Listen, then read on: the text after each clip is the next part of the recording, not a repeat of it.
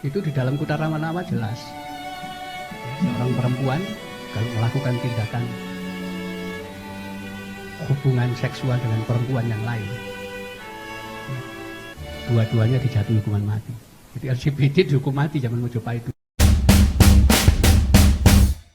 Beliau sebagai tokoh besar tidak bisa kita ingkari, dan itu yang justru harus kita munculkan, bahwa memposisikan Gajah Mada hanya sebagai panglima perang, jago di lokasi penakluk dan seterusnya, kesan itu harus sudah mulai kita ubah dengan sosok penampilan beliau yang didukung oleh data sebagai seorang pemikir, seorang ilmuwan, seorang ahli hukum, ahli pemerintahan, dan kepemimpinan dan seterusnya, dan seorang guru yang sangat dipatuhi di keluarga kerajaan Mojopahit saat itu. Ini nanti kita akan semua data yang kita kumpulkan ini itu adalah merefleksikan apa yang sebetulnya terjadi saat itu. Ini untuk menepis usaha-usaha pembelokan sejarah tentang tokoh besar yang kita sebut Gajah Mada. Nah, tentu saja kalau kita cerita tentang asal usul dan sebagainya banyak versi nanti, ya. Tapi yang penting kita ungkapkan adalah segala sesuatu yang berkaitan dengan tokoh tersebut, terutama yang berhubungan dengan tindakan-tindakan real yang sudah beliau lakukan zaman itu, yang ini menyisakan data-data sejarah yang bisa kita pelajari. Ya. Artinya kebesaran seorang tokoh itu ya harus kita gambarkan sebagaimana, dan ini menunjukkan bahwa loh, di Indonesia ini ternyata ada seorang pemikir, ada seorang ilmuwan. Ya. Karena selama ini yang kita lihat nanti semua cerita-cerita yang berkaitan dengan tokoh-tokoh nasional kita itu umumnya hanya digambarkan tukang perang, tapi tidak ada ilmuwan, tidak ada pemikir. Ya. Semua pemikir seolah-olah dari barat semua, filsuf macam-macam itu dari barat semua. Ya. Ilmuwan, saintis dan semuanya itu dari barat. Ternyata ada ilmuwan di sini, ada ahli hukum. Ya, kalau kita baca KUHP Mojopahit Kutha Ramanama, itu abad 13, itu kelanjutan dari Purwadigama zaman Singosari abad 12. Ya. Bagaimana Eropa saat itu? Hukum apa yang mereka terapkan? Ya. Jadi di situ kita lihat, oh, kita sudah lebih maju dulu. Kenapa? Memiliki kitab undang-undang hukum pidana, hukum perdata. Ya, dan kalau kita lihat, kita baca KUHP Mojopahit ini, Kutha Ramanama, ya, betapa tegasnya. Ya, seorang pencuri yang melakukan tindakan corah kriminal itu ditetapkan seorang yang mencuri benda dengan nilai setara dengan 25 keping uang perak, potong tangan. Ya. Kalau setara dengan 200 keping uang perak, ya dipenggal. Kenapa? Ini sudah bukan korupsi. Ya.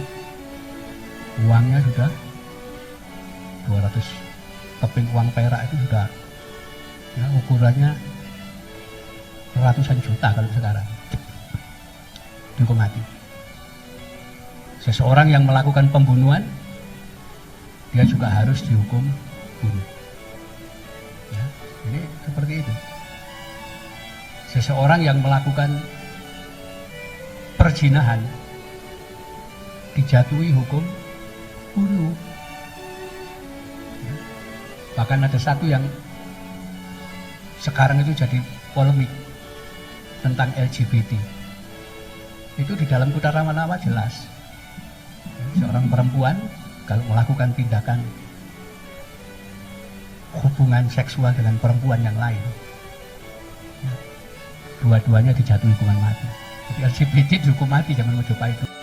Bahkan pada bab pertama di situ sudah ditetapkan seorang anak berusia sebelum 10 tahun maka dia tidak dikenakan pasal hukum kalau melakukan kesalahan.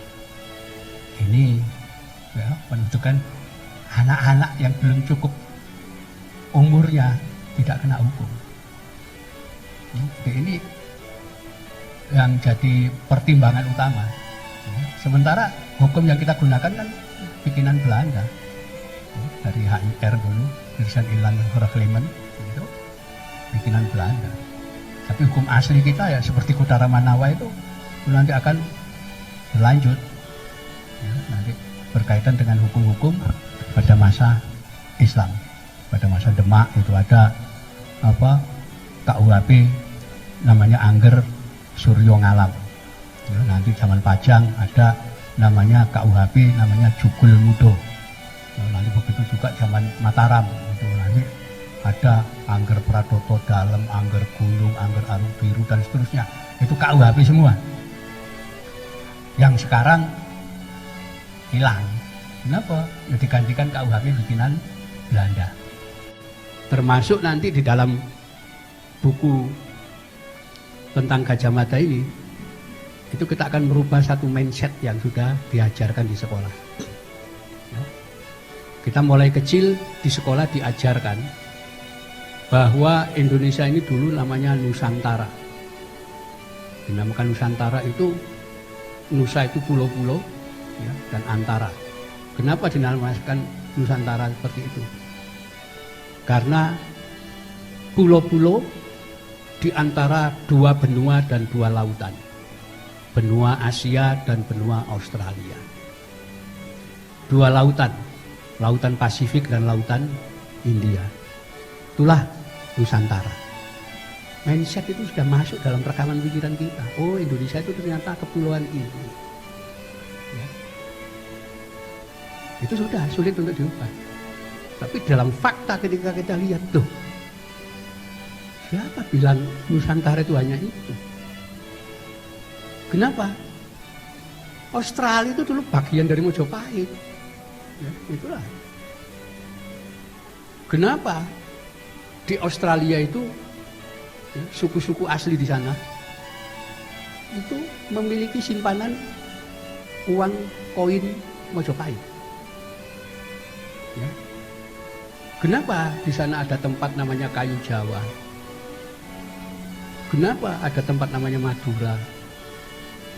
Ya, tempat namanya Nambi dan seterusnya. Itu nama-nama Jawa kuno semua. Ya. Termasuk tempat-tempat suci, ya. Huluru, Katajuta dan seterusnya, itu Jawa kuno semua. Ya. Bagaimana bisa di Australia ada pohon asam itu dari mana? Pohon asam itu tumbuhan ASEA, bukan Australia. Dan terakhir, arkeologi menemukan, loh, kok bisa ada meriam-meriam bikinan Mojopahit di Australia? Artinya orang Mojopahit sudah ke Australia. Ini fakta.